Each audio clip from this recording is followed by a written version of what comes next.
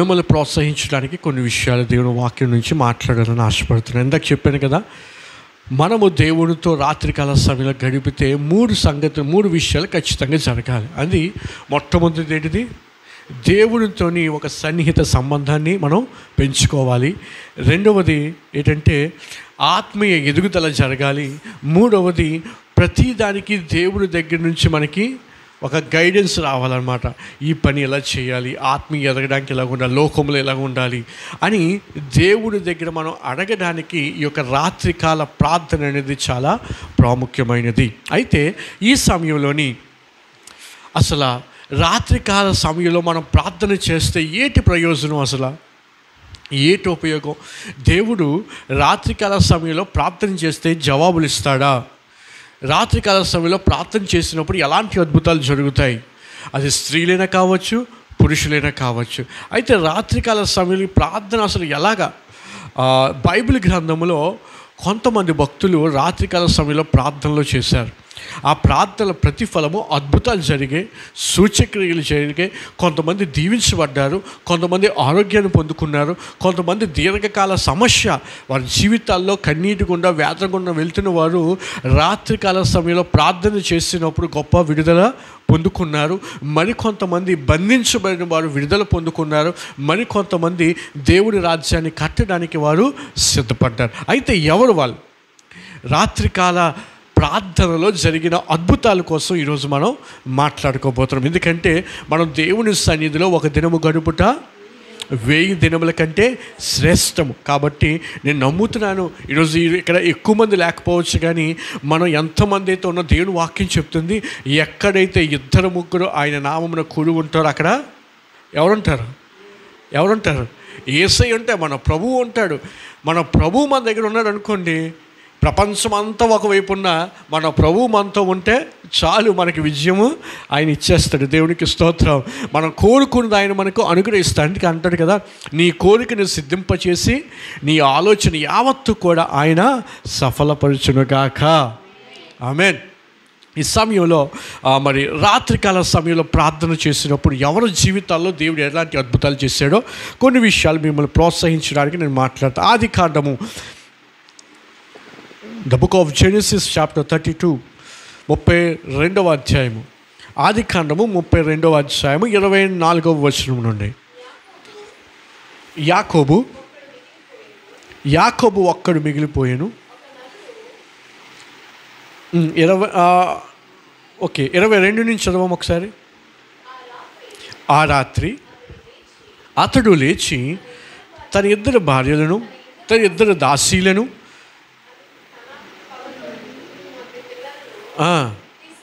తీసుకొని ఎబ్బోకు రేవు దాటిపోయాను. యాకోబు వారిని తీసుకొని ఆ 7 దాటించు తనకు కలిగినదంతయు పంపివేశాను. యాకోబు ఒక్కడే మిగిలిపోయాను. ఒక నరుడు తెల్లవారు వరకు అతనితో పెనుగులాడాను. తాను అతని గెలవకుండుట చూచి తొడగూటి మీద అతనిని కొట్టెను. అప్పుడు అతడు ఆయనతో పెనుగులాడుట వలన యాకోబు తొడగూడు వసిలేను.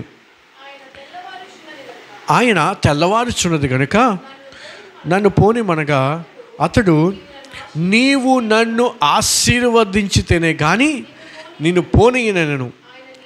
ఆయన నీ పేరేమని అడుగగా అతడు యాకోబు అని చెప్పాడు. దేవునికి స్తోత్రం.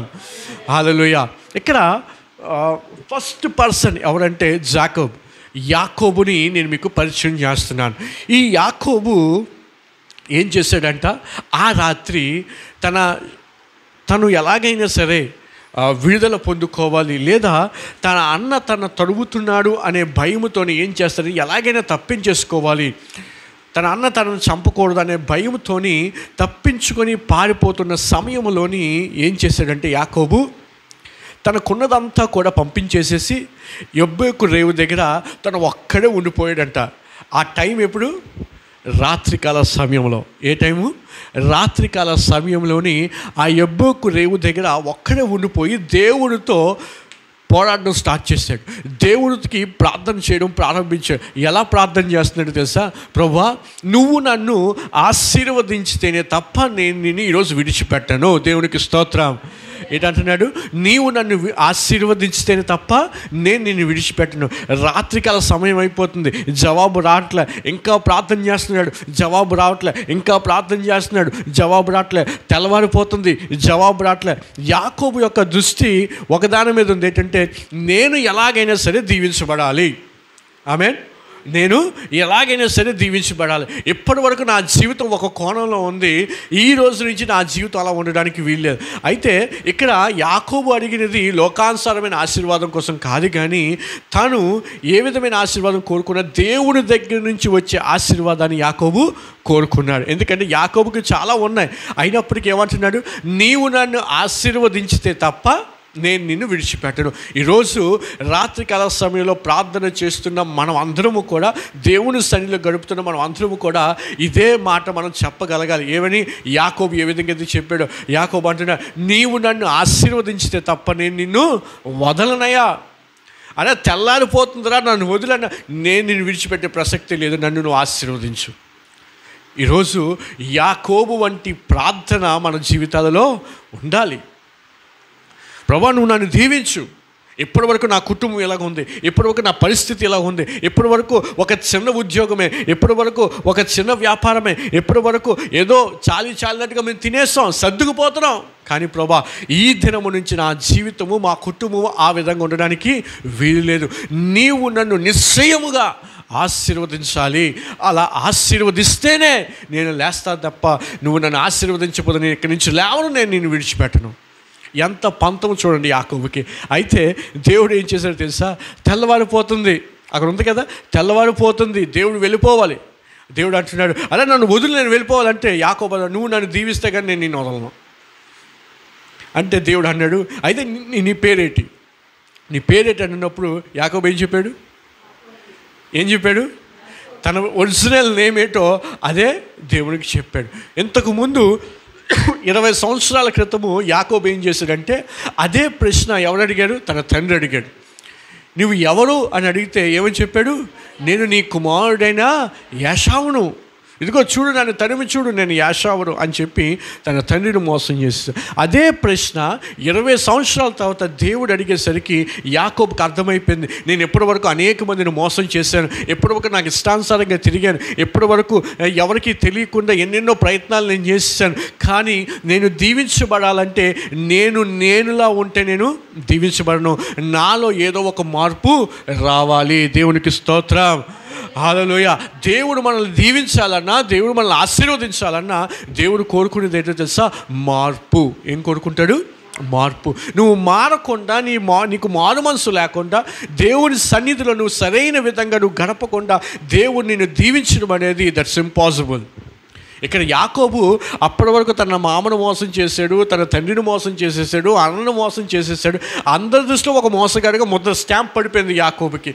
దేవుడు అనగాడు, ఏంటి నీ పేరు అని అడిగినప్పుడు దేవుడు పరీక్షించాడు యాకోబుని. అందరినీ మోసం చేశాడు కదా, నన్ను కూడా మోసం చేస్తాడేమో చూద్దాం అనగానే అక్కడ ఈ దేవుణ్ణి మోసం చేయడానికి ఇష్టపడలేదు. ఎందుకంటే యాకోబుకి అర్థమైపోయింది, నా బ్రతుకు బాగుపడాలంటే నా బ్రతుకు మార్చగల దేవుని చేతిలో నా జీవితాన్ని పెట్టాలి.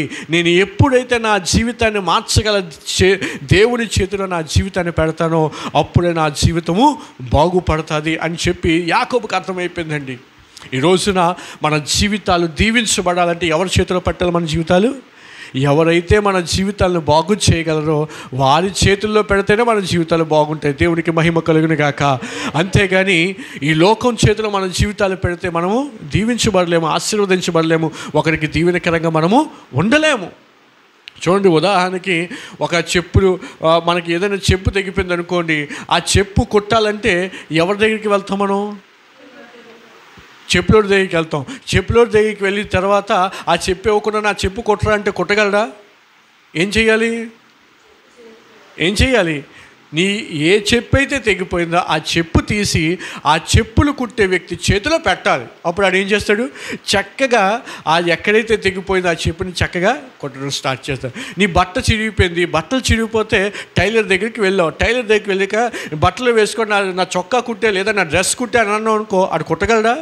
కుట్టలేడు. ఎప్పుడు కుట్టగలడు? ఎక్కడైతే ఏ డ్రెస్ అయితే పాడైపోయిందో ఆ డ్రెస్ ఆ టైలర్ చేతిలో పెడితేనే ఆ టైలర్ బాగు చేయగలడు. ఈరోజు పాడైపోయిన మన జీవితాలు, పతనమైపోతున్న మన బ్రతుకులు, దీవెనకరంగా లేని మన జీవితాలు దీవెనకరంగా మారాలంటే మన జీవితాలు ఎవరి చేతిలో పెట్టాలి?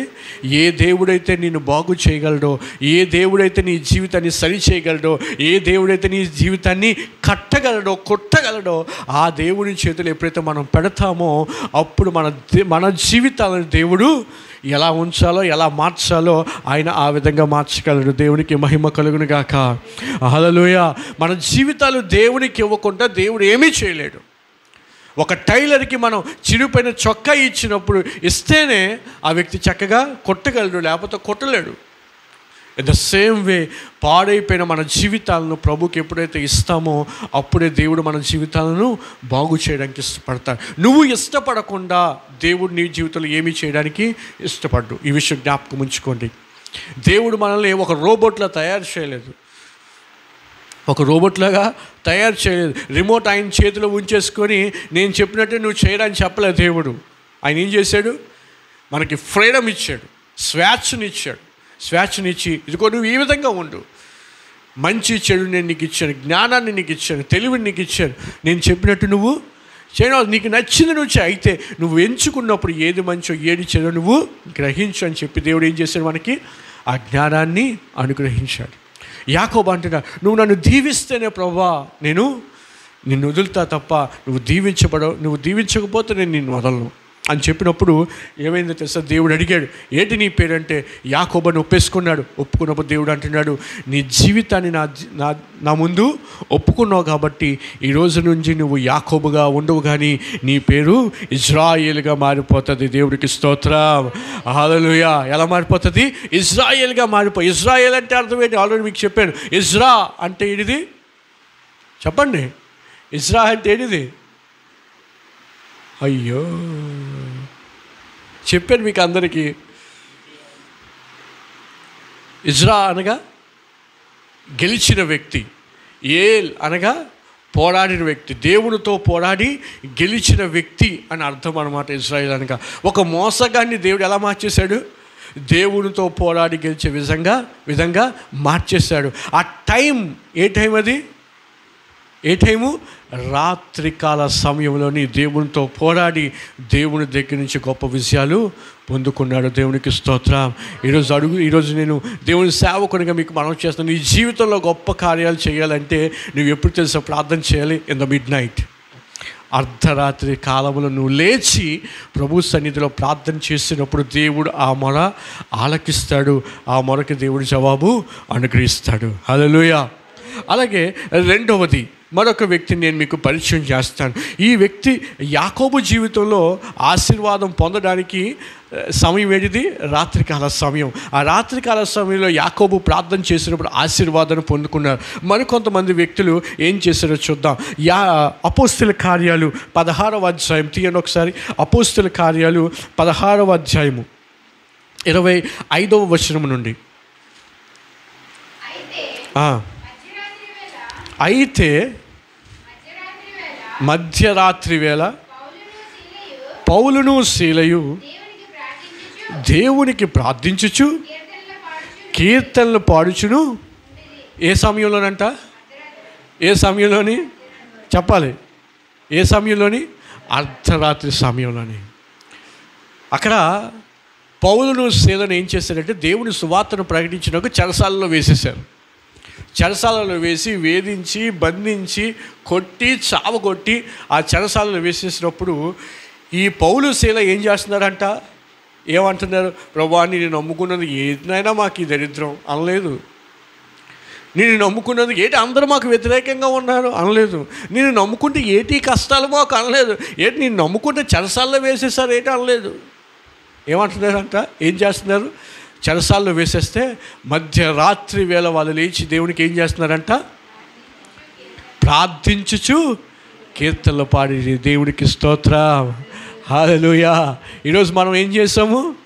దేవునికి ప్రార్థించి దేవుని సన్నిధిలో ఆయన ఆరాధన చేసాం. ఆనాడు పౌలు శీల అలా ప్రార్థించగానే ఏమి జరిగింది తెలుసా? వాళ్ళు దేవుని స్తుతించగానే దేవుడు వాళ్ళ జీవితంలో గొప్ప అద్భుతం చేశాడు. ఏంటో అద్భుతం అంటే, వాళ్ళు బంధించబడ్డారు. వాళ్ళు ఎప్పుడైతే ప్రార్థించుచు దేవుని స్తుతించడం ప్రారంభించారో ఆ యొక్క బంధకాలన్నీ కూడా విడిపోయాయి. బంధింపబడిన వారు విడుదల పొందుకున్నారు. వారు విడుదల పొందుకోవడమే కాదు కానీ అర్ధరాత్రి వేళ వాళ్ళు ప్రార్థించినప్పుడు ఆ యొక్క ప్రార్థన ఏం చేసింది?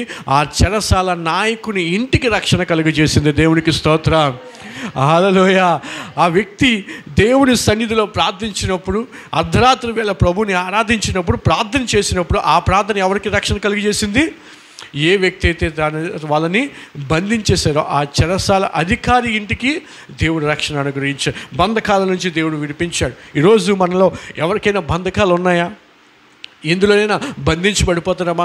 రహస్యమైన పాపముల చేత, లేదా వ్యక్తిగత పాపముల చేత, లేదా నీ కుటుంబంలో ఏదైనా బంధకం నీలో ఉన్నట్లయితే ఆ బంధకం నుండి నువ్వు విడుదల పొందుకోవాలంటే ద నెంబర్ 1 సీక్రెట్ ఏంటో తెలుసా? ద బెస్ట్ సీక్రెట్ ఏంటో తెలుసా? ద బెస్ట్ మెడిసిన్ అనొచ్చు మనం దీన్ని.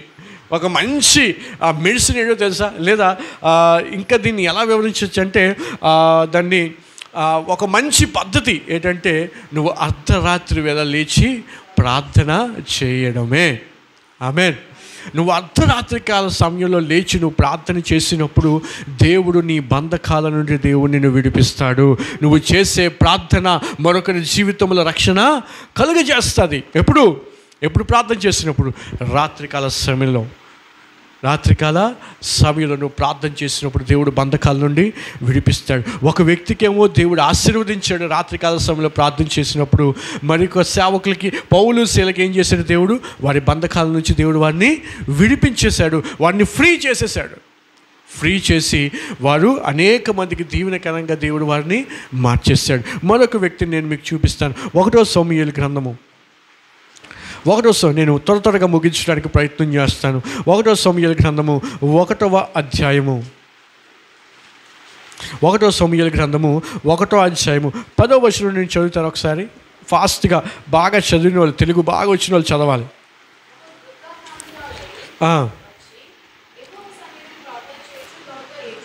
ఏడ్చుచు యెహోవా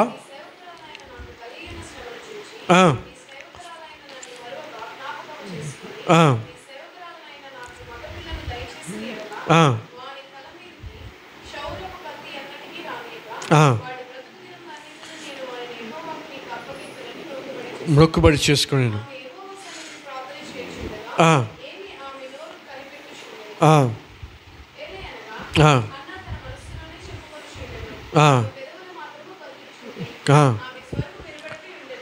జాగ్రత్త వినాలే.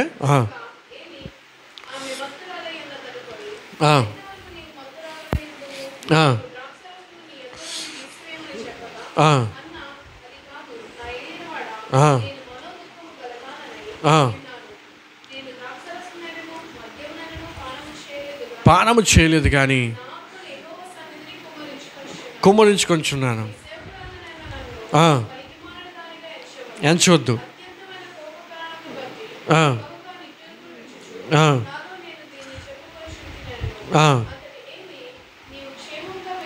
వెళ్ళుము.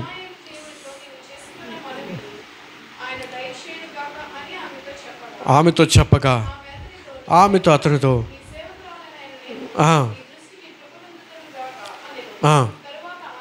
తరువాత ఆ స్త్రీ తన దారిని వెళ్ళిపోయి భోజనము చేయుచు నాటి నుండి దుఃఖముఖిగా నుండుట మానెను.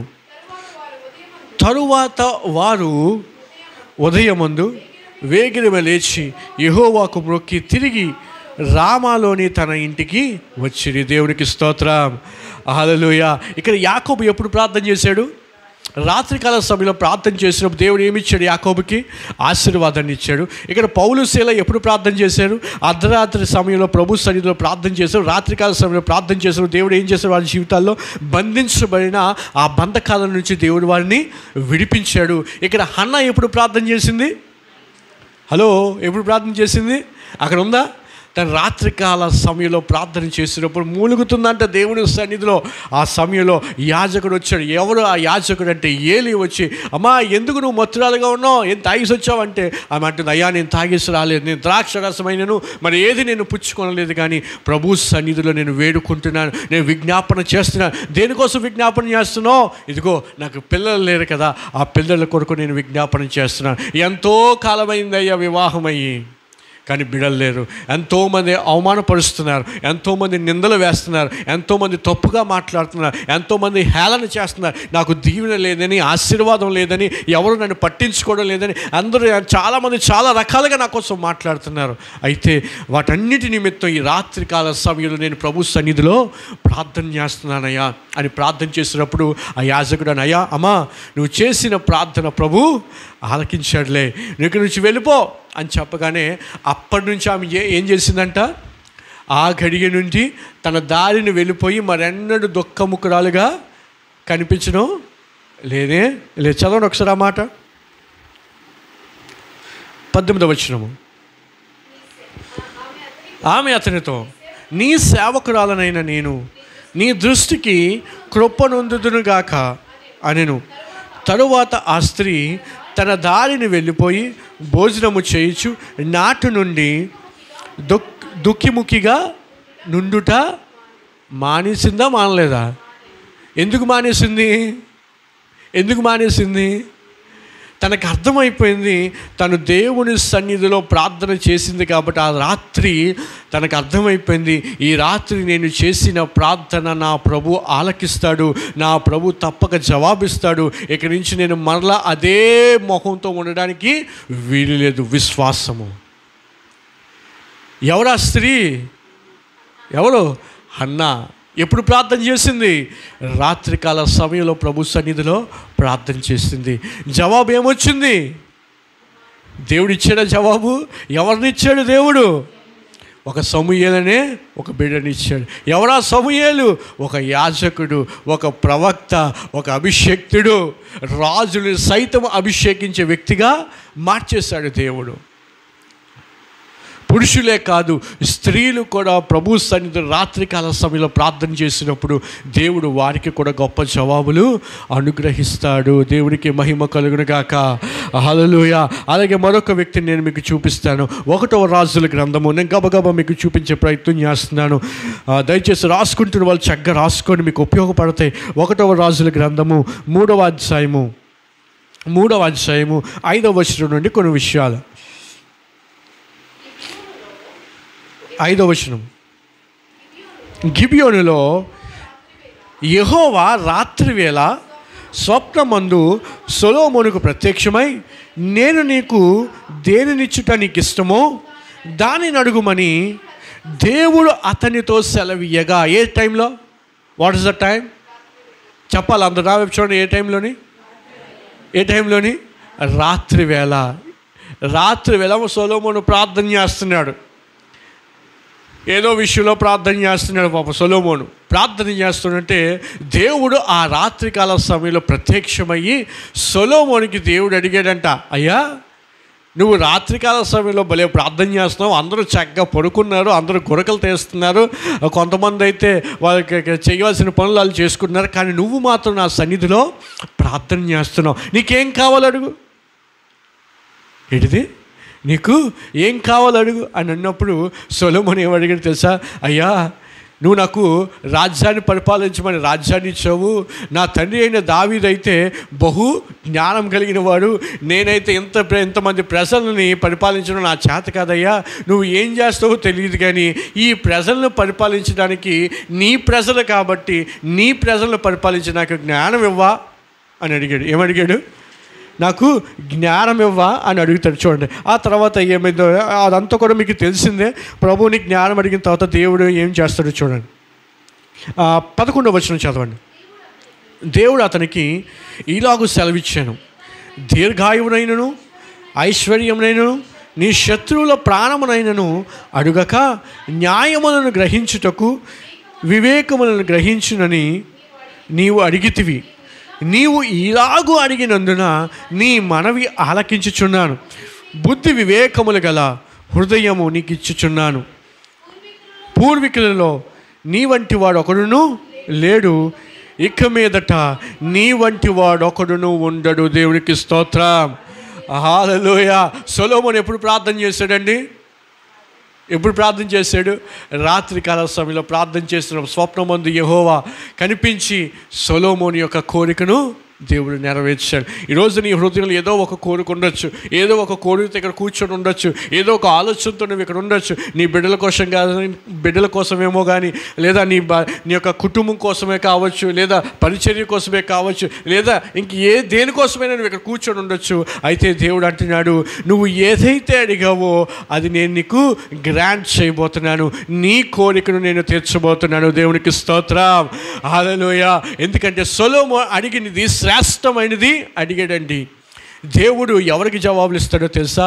పిచ్చి పిచ్చి కోరికలు కోరుకునే వారికి దేవుడు జవాబులు ఇవ్వడు. కానీ ఎవరైతే శ్రేష్టమైనది అడుగుతారో, ఎవరైతే అందరికీ ఉపయోగపడేది అడుగుతారో, ఎవరైతే పరలోక సంబంధమైనది అడుగుతారో దేవుడు వారికి ఖచ్చితంగా ఇవ్వడానికి ఇష్టపడతాడు. ఒక వ్యక్తినేమో దేవుడు దీవించాడు, మరొక వ్యక్తికేమో బంధకాల నుంచి విడిపించాడు, మరొకరికేమో ఎప్పటి నుంచో తమ జీవితంలో ఉన్న అవమానాన్ని తొలగించేసి వారికి బిడ్డలను అనుగ్రహించాడు. ఇక్కడ సొలొమోనుకి దేవుడు ఏటి అనుగ్రహించాడు? బుద్ధిని, జ్ఞానమును దేవుడు వారికి ఆ వ్యక్తికి అనుగ్రహించాడు. కారణం ఏంటో తెలుసా? తను ఏదైతే కోరుకున్నాడో అది దేవుని దృష్టికి అనుకూలమైనగా ఉన్నది. వీళ్ళందరూ ఎప్పుడు ప్రార్థన చేశారండి? ఎప్పుడు ప్రార్థన చేశారు? రాత్రికాల సమయంలో ప్రార్థన చేశారు. మరొక వ్యక్తిని నేను చూపిస్తాను. అదే అపోస్తుల కార్యాలు 12వ అధ్యాయము.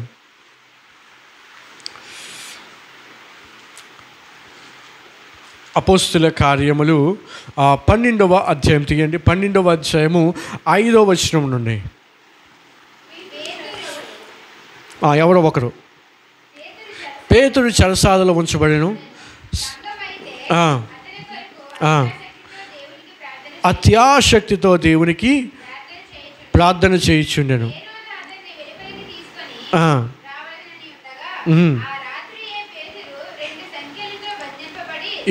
ఎప్పుడు బంధించబడ్డాడు? ఆ రాత్రే పేతురు 2 సంఖ్యలతో బంధించబడి ఇద్దరు సైనికుల మధ్య నిద్రించుచుండెను. మరియు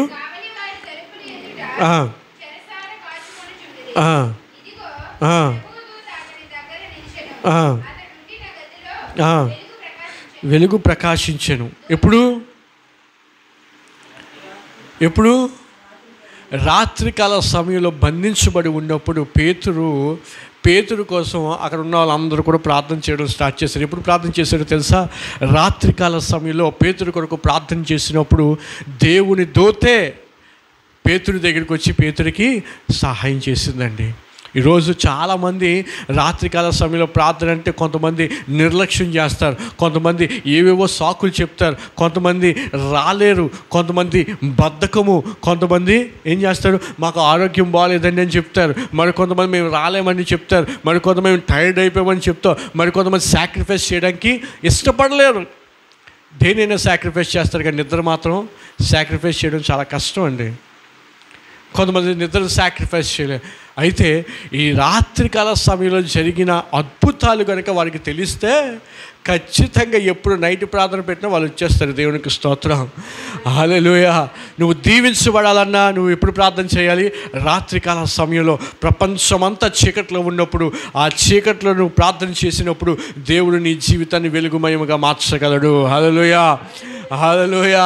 నువ్వు చీకట్లో ప్రార్థన చేసినప్పుడు, నువ్వు ఒంటరిగా రాత్రికాల సమయంలో ప్రార్థన చేసినప్పుడు ఏ బంధకాలతో ఏదో నువ్వు ఆ బంధకాల నుంచి దేవుడు నిన్ను విడిపిస్తాడు. నువ్వు ప్రభు సన్నిధిలో రాత్రికాల సమయంలో ప్రార్థన చేసినప్పుడు ఎప్పటి నుంచో ఉన్న అవమానాన్ని దేవుడు కొట్టివేసేస్తాడు. నువ్వు ప్రభు సన్నిధిలో ప్రార్థన చేసినప్పుడు దేవునికి జ్ఞానాన్ని ఇస్తాడు, దేవునికి తెలివినిస్తాడు. నీ కుటుంబాన్ని ఎలాగా నడిపించాలో, నీ ఉద్యోగంలో ఎలా ఉండాలో, లేదా నీ భర్త దగ్గర ఎలా ఉండాలో, నీ భార్య దగ్గర ఎలా ఉండాలో, ఎలాగా వారిని ప్రేమించాలో దేవుడు నీకు జ్ఞానాన్ని ఇస్తాడు. నీ కుటుంబాన్ని ఎలా కట్టుకోవాలో దేవుడి తగిన జ్ఞానాన్ని నీకు అనుగ్రహిస్తాడు. ఇంకా దేవుడు ఏం చేస్తాడు? దేవుడు ప్రజలు చెరసాలలో ఉన్నప్పుడు అక్కడ ఉన్న సంఘం అంతా ఆసక్తితో ప్రార్థన చేసినప్పుడు దేవుడే తన దూతని పేతురు కోసం పంపించేశాడండి. ఆ పేతురు కోసం వచ్చిన తర్వాత ఆ దూత ఆ పేతురుని విడుదల చేసిన తర్వాత ఏమైంది చూడండి. 12వ అధ్యాయమేనా? చదవమ్మా.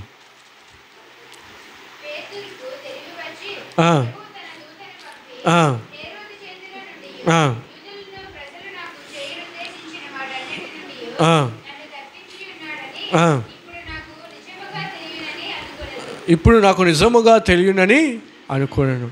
ఎవరి కోసం ప్రార్థన చేశాడంట? పేతురు కోసం ప్రార్థన చేసినప్పుడు అర్ధరాత్రి కాల సమయంలో దూత వచ్చి ఏం చేసింది? సంఖ్యలు విడగొట్టేసింది. పేతురు బంధించబడి ఉన్నాడు. ఆ బంధకాల నుంచి దేవుడు పేతురుని విడిపించాడు. దేవుడికి స్తోత్రం, హల్లెలూయా. అలాగే చివరిగా మరొక వ్యక్తి, లూకాసు వార్త 6వ అధ్యాయము. లూకాసు వార్త 6వ అధ్యాయము 12వ వచనమును.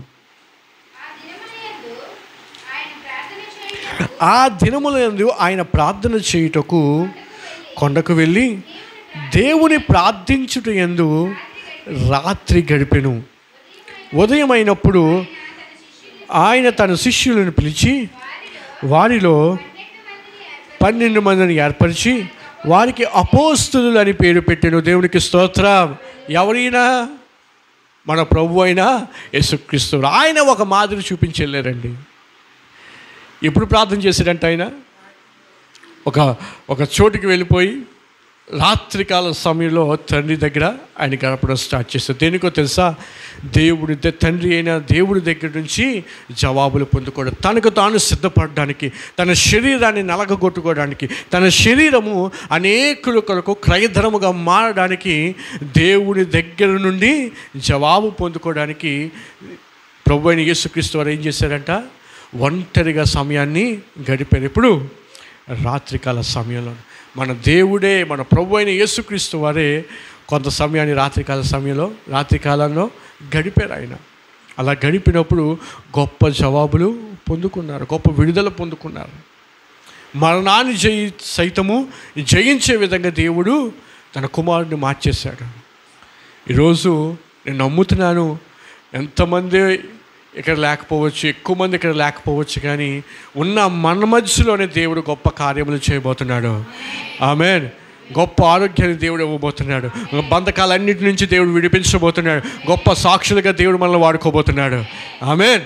ఈ రాత్రికాల సమయ ప్రార్థన అంత అద్భుతమైనది, అంత ఆశీర్వాదకరమైనది. కాబట్టి వచ్చిన మీరందరూ కూడా ధన్యులు మీరందరూ కూడా. మరి రాలేని వారు దేవుడు వారికి మరొక అవకాశం ఇచ్చునుగాక. మరి దేవుడు అర్ధరాత్రికాల సమయంలో ఇచ్చిన గొప్ప జవాబులు, గొప్ప ఆశీర్వాదాలు ఈరోజు మనం తెలుసుకున్నాం. అయితే దేవుడు మన జీవితంలో కూడా చేయగల సమర్థుడు. ఎందుకంటే ఆయన నిన్న నేడు నిరంతరము ఒకే రీతిగా ఉన్నవాడు. ఆయన మారనివాడు, ఆయన మార్పు లేనివాడు, మారని దేవుడు. ఆయన ఎప్పుడు ఒకే విధంగా ఉంటాడు. ఆనాడు మన పితరులకి జవాబిచ్చిన దేవుడు, తన భక్తులకి జవాబిచ్చిన దేవుడు ఈరోజు మన జీవితాల్లో కూడా ఆయన జవాబు ఇవ్వగలడు. దేవునికి స్తోత్రం, హల్లెలూయా. ప్రార్థన చేద్దాం. ప్రతి ఒక్కరు కూడా రాత్రికాల సమయంలో ప్రార్థన చేస్తే ఎంత గొప్ప ఆశీర్వాదమో ఈరోజు మనం తెలుసుకున్నాం. కాబట్టి ఈరోజు నువ్వు నమ్ము. ఏంటి నమ్ముతో తెలుసా? నేను నా దేవుని సన్నిధిలో కొంత సమయాన్ని గడిపాను కాబట్టి నేను నమ్ముతున్నాను, దేవుడు నా జీవితంలో గొప్ప కార్యాలు చేస్తున్నాడు. ఆ రోజు హన్నా నమ్మేసి మరలా తన ముఖం ఎన్నడూ కూడా చిన్నబుచ్చుకోవడం కానీ, దుఃఖంగా ఉండడం కానీ మరి ఎన్నడూ ఉండలేదంట. ఎందుకంటే నమ్మింది. రాత్రికాల సమయంలో నేను ప్రార్థన చేశాను, ఈ ప్రార్థన నా ప్రభు ఆలకిస్తాడు, ఈ ప్రార్థనకు జవాబు దయచేస్తాడు. కాబట్టి మరెన్నడూ నేను అవమానకరంగా ఉండను, నేను సిగ్గుపడను. నా దేవుడు నా జీవితాన్ని బాగు చేయబోతున్నాడు. నా దేవుడు దేవుడు నా జీవితాన్ని హెచ్చించబోతున్నాడు, నా దేవుడు నా జీవితాన్ని ఉన్నతమైన స్థితిలో ఉంచబోతున్నాడు. ఈ రాత్రి మన జీవితాలు మారబోయే అద్భుతమైన రాత్రిగా యేసు నామములో ఉండునుగాక. ఈ రాత్రి మన జీవితాల్లో ఆశీర్వాదకరమైన రాత్రిగా యేసు నామములో ఉండునుగాక. ఈ రాత్రి మన జీవితాల్లో మేలుకరమైన, దీవెనకరమైన, ఆరోగ్యకరమైన, ఆర్థికంగా ఎదిగే విధంగా యేసు నామములో ఈ దినము మారునుగా అని పలుకుతున్నాం. ప్రభా నీ సహాయం దయచేయడు ప్రభా. అయ్యా నీ కృపలో మమ్మల్ని జ్ఞాపకం చేసుకోమని